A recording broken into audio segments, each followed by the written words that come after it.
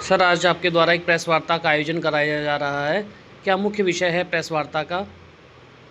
आज सबसे पहले तो आपके चैनल को मैं धन्यवाद देता हूँ और ये आपका चैनल के माध्यम से ये मेरी आवाज़ शासन प्रशासन मुख्यमंत्री तक पहुँचे।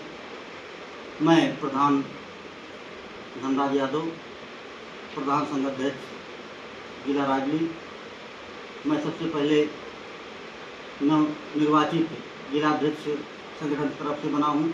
मैं सबसे पहले तो अपने संगठन को, प्रधान संगठन को, प्रदेश के संगठन को बधाई देता हूँ कि एक छोटे से कार्यकर्ता को आज जिला का प्रधान संघ का अध्यक्ष नियुक्त किया है। इसके लिए प्रधान संगठन को बधाई हो। मैं आज प्रेस वार्ता मुख्य बिंदु ये है कि मैं तो छः वर्षों से हम बहुत पीड़ित हैं। जांच के माध्यम से हमको पीड़ित किया जाता है और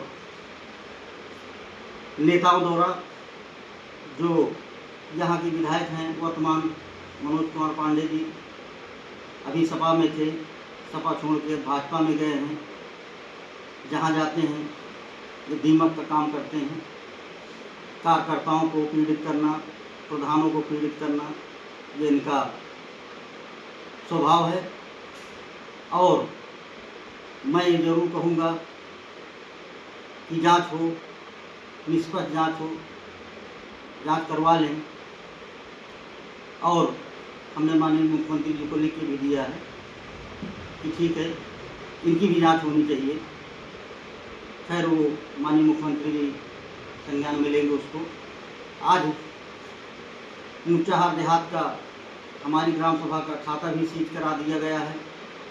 हमको प्रधानी नहीं करने दिया जा रहा। मैं इतना पीड़ित हो चुका हूँ कि ना चैन से जी पा रहा हूँ, ना काम कर पा रहा हूँ। खैर मेरी ऊंचाहार देहात की जनता ये जानती है, सब शिक्षित है, पढ़े लिखे हैं, बड़ी ग्राम सभा है। ये सब जानते हैं कि विधायक द्वारा प्रधान जी को जो है परेशान किया जा रहा है।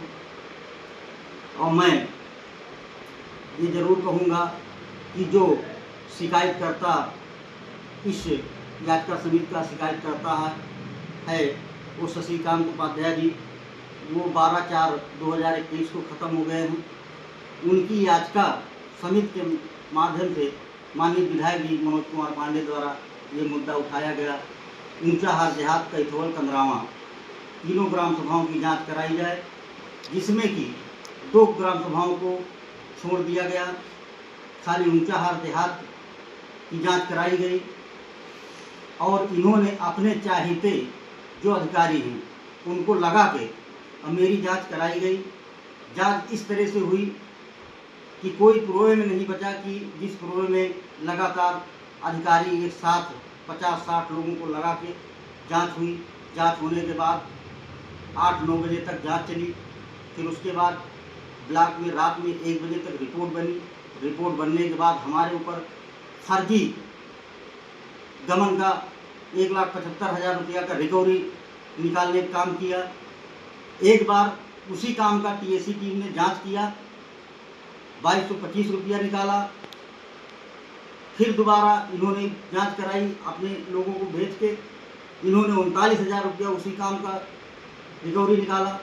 तो ये बदले के भावने से, दबाव बनाने के भावना से ये काम किया जा रहा है विधायक द्वारा। तो मैं ज़रूर कहूँगा कि मेरे साथ न्याय हो और हमें न्याय मिले और हमारे प्रधानों को उत्पीड़न बंद हो। मैं इसका संघर्ष करता रहूँगा, लड़ाई लड़ता रहूँगा। हमारा कोई प्रधान अब जो है पीड़ित नहीं हो पाएगा। और मैं सारे प्रधानों को, जिले के सारे प्रधानों को अब ये आश्वस्त करता हूँ कि कोई भी प्रधान अब उत्पीड़न नहीं कर पाएंगे। इसके लिए चाहे हमें जिले में धरने पे बैठना पड़े और चाहे आंदोलन करना पड़े और चाहे कुछ भी करना पड़े, मैं पूरे जिले के प्रधानों के लिए मैं खड़ा रहूँगा और ये लड़ाई लड़ूँगा। क्या आपकी कभी विधायक से आमने-सामने कोई वार्तालाप हुई हो, नाराज़गी का विषय जाना गया हो? नहीं, विधायक जी से हमारी कोई बात ऐसी नहीं हुई है। उनकी क्या नाराज़गी है वो जाने। हम ये ज़रूर है कि 2012 में जब ये चुनाव लड़ने आए तो इनके साथ थे। 2012 से 17 तक अगर शायद मैं ना होता तो ये विधायक ऊंचाहार के ना होते, ये पूरी विधानसभा जानती है। मैंने इनके चुनाव में बीसों लाख रुपया खर्च किया और जिस तरह मैंने चुनाव लड़ा कि अपना भाई स्वयं उस तरह चुनाव नहीं लड़ेगा जिस तरह मैंने मनोज पांडे का चुनाव लड़ा और इनको जिताने का काम किया। एक ही विषय पर 3 अलग-अलग जाँचें हुई हैं, तीनों अलग-अलग रिपोर्ट आई। क्या आपने प्रशासनिक बड़े अधिकारियों को नहीं लिखा कि एक जाँच पर 3 जाँचें होना और तीनों की अलग-अलग रिपोर्ट होना अपने आप में ही संदेह है? हमने इसकी हमें नोटिस आई, जवाब मांगा गया, हमने जवाब दिया कि ये जो जांच हुई है ये जांच गलत है, पुनः फिर करा ली जाए। क्योंकि हम कहते रह गए, हमारे लोग कहते रह गए, अधिकारी एक नहीं सुने, काम दूसरा है, नापाई दूसरे कर रहे हो, उस पर रिकवरी निकाल रहे हो, साइड दूसरी है, नाप दूसरे को रहे हो, आप सुन नहीं रहे हो किसी की। तो मैंने कहा, मैंने लिखित दिया हूँ ये गलत है, इसकी जांच पुनः फिर करा ली जाए और जो जांच पीएसी टीम ने किया है उसको आपने भेज के और उसको खंडन करा के फिर रिकवरी बढ़ा के निकालने का काम किया है। और कई ऐसे बिंदु हैं इसमें कि हमने इसको लिखित मैंने दिया हूँ अधिकारियों को कि इसकी जांच फिर पुनः करा ली जाए। प्रेस वार्ता के माध्यम से सरकार से क्या उम्मीद कर रहे हैं आप और जनता को क्या संदेश देना चाहेंगे? हम सरकार से यही मांग कर रहे हैं कि हम सबसे पहले तो 3 ग्राम सभाओं की जो मुद्दा इन्होंने उठाया, क्वेश्चन उठाया, तो तीनों ग्राम सभा का क्यों नहीं हुआ? सबसे पहले इसमें भेदभाव क्यों हुआ? क्योंकि मैं पिछड़ी जात का हूँ, इसलिए मेरे साथ ऐसा हुआ। तीनों को होना चाहिए। दूसरा जो है, ये तीनों ग्राम सभा को होना चाहिए, एक मुद्दा ये है। दूसरा मुद्दा ये है कि जो गलत जांच हुई है इसकी पुनः जांच फिर करा ली जाए। और जनता को मैं ये जरूर मैसेज दूंगा कि मैं जनता की सेवा के लिए हरदम तत्पर रहूंगा और अपने देवतुल्य जनता को मैं प्रणाम करता हूं।